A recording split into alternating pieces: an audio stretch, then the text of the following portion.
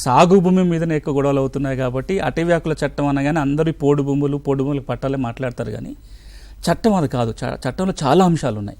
ఈ చట్టము అటవీ ప్రాంతాలలో పరిపాలనా విధానంలో, అటవీ భూముల నిర్వహణలో ఒక సమూలమైన మార్పు తీసుకొచ్చిన చట్టం. మీకు ఒక 3 అంశాలు మీ దృష్టి పెడతాను, అందరికీ అది అర్థమవుతుంది కూడా. ఒకటి, ఈ చట్టం వచ్చేంత వరకు మన అటవీ విధానం ఏంటంటే, అటవీ ప్రాంతాలలో అడవులలో మనుషులు ఉండకూడదు, మనుషులు ఉండటం అడవికి శత్రువు, మన అడవుల్ని రక్షించాలి అంటే అడవిలో ఉన్న మనుషుల్ని అటవీ బయట ప్రాంతాలకు తీసుకురావాలి అనేది మన ఫారెస్ట్ ఫిలాసఫీ. అందుకోసమే మనము జంతువులను రక్షించడానికి చట్టాలు చేసుకున్నాం, ఎనిమల్ ప్రొటెక్షన్ కోసము.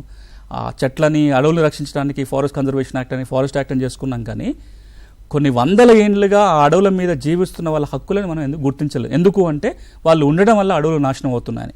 కానీ మొట్టమొదటిసారి ప్రభుత్వం ఏమి ఒప్పుకుందంటే, వీళ్ళు ఉండటం వల్ల అడవులు నాశనం అవ్వటం కాదు, వీళ్ళు ఉండటం వల్లనే అడవులు రక్షించబడుతున్నాయి, కాబట్టి వీళ్లకు అడవుల మీద ఉన్న అన్ని రకాల హక్కులను గుర్తించాలి అని ఒక ప్రాథమికమైన నిర్ణయం తీసుకుంది. కాబట్టి ఈ చట్టంలో దాదాపుగా 12 రకాల హక్కులను గుర్తించారు.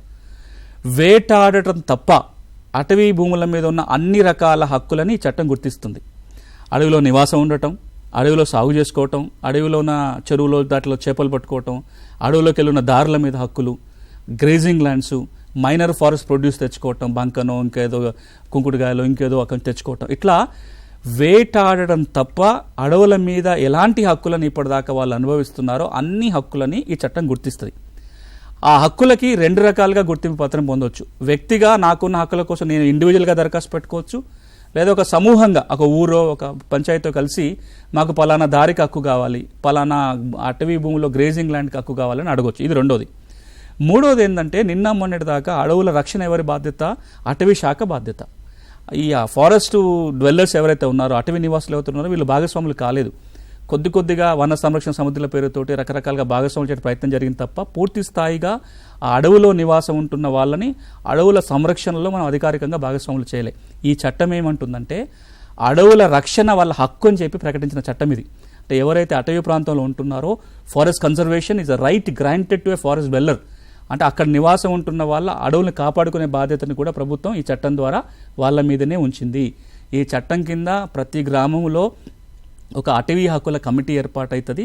ఈ అటవీ హక్కుల కమిటీ ఈ చట్టం ద్వారా వచ్చిన హక్కులన్నిటినీ గుర్తించటం, వాళ్ళకి హక్కుపత్రాలు ఇవ్వటం, అడవుల్ని రక్షించడం కూడా ఈ చట్టం బాధ్యతగా తీసుకుంటుంది. దురదృష్టం ఏంటంటే, తెలంగాణ కావచ్చు ఇతర రాష్ట్రాల్లో కూడా ఈ వ్యక్తిగత వ్యవసాయ భూమి సాగు హక్కుల మీద పెట్టిన శ్రద్ధ కమ్యూనిటీ రైట్స్ ఇవ్వటంలో కానీ, కమ్యూనిటీ రైట్స్ గుర్తించడంలో కానీ పెట్టలేదు. ఇప్పటిదాకా మనం 6-7 లక్షల ఎకరాలకి హక్కుపత్రాలు ఇచ్చుంటాం తెలంగాణలో. కానీ అందులో సామూహిక హక్కుల కోసం ఇచ్చిన 5-6 వేల హక్కుపత్రాలే ఉంటాయి.